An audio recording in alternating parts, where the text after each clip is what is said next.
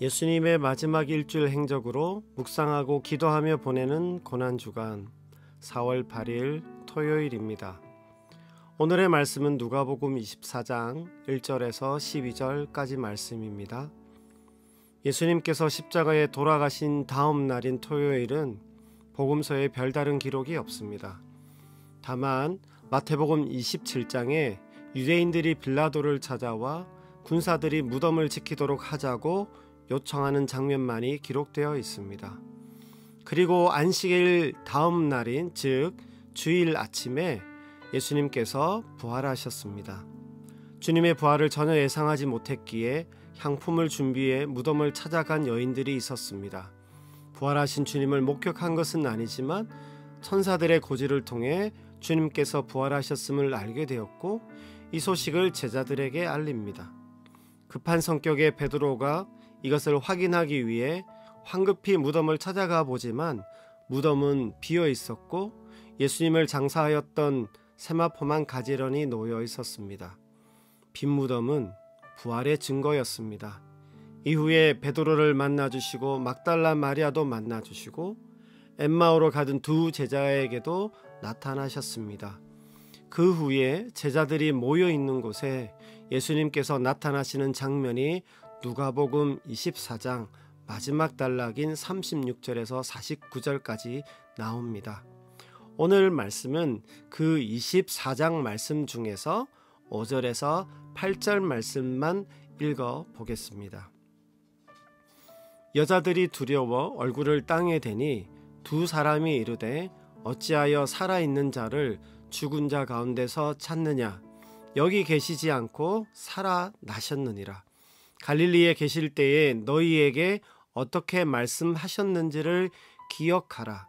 이르시기를 인자가 죄인의 손에 넘겨져 십자가에 못 박히고 제3일에 다시 살아나야 하리라 하셨느니라 한데 그들이 예수의 말씀을 기억하고 예수님의 부활에 대한 성경의 지속적인 언급은 놀라움과 믿지 못함이었습니다.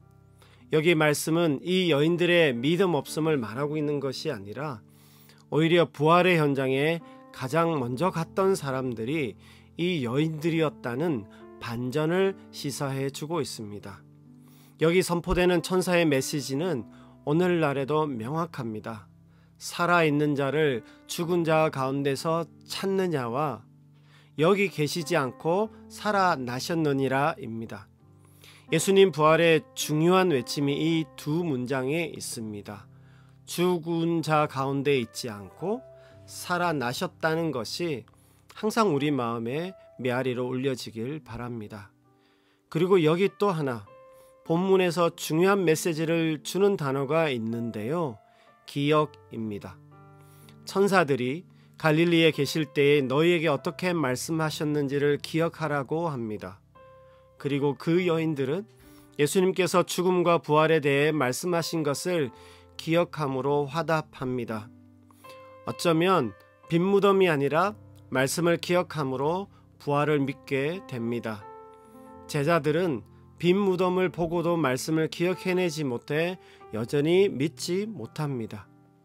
결국 우리 신앙에서 가장 중요한 것은 말씀을 알아가는 것이고 말씀을 통해 깊이 하나님과 인격적인 만남을 통해 관계를 맺어가는 것이 필요합니다.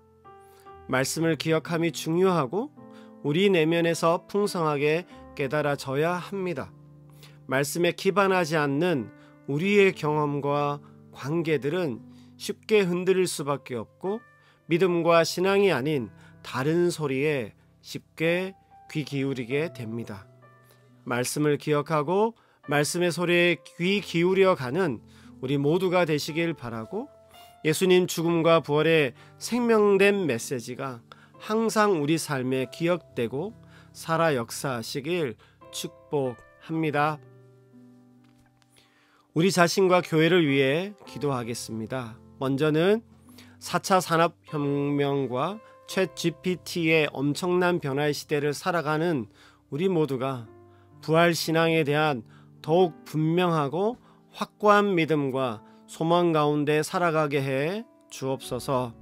또한 이전의 경험과 체험을 추억하듯 기억해내는 것이 아니라 날마다 말씀 안에서 말씀을 기억함으로 이전보다 더 하나님을 사랑하고 알아가는 복된 은혜를 경험하게 해 주옵소서.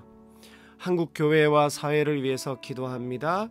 먼저는 마치 죽은 자 가운데에 있는 듯 생명을 점점 잃어가고 있는 한국 교회가 예수님 부활의 진정한 생명을 회복하게 하시고 한국 교회 안에 다시금 예수님 부활의 능력이 다시 살아나게 해 주옵소서.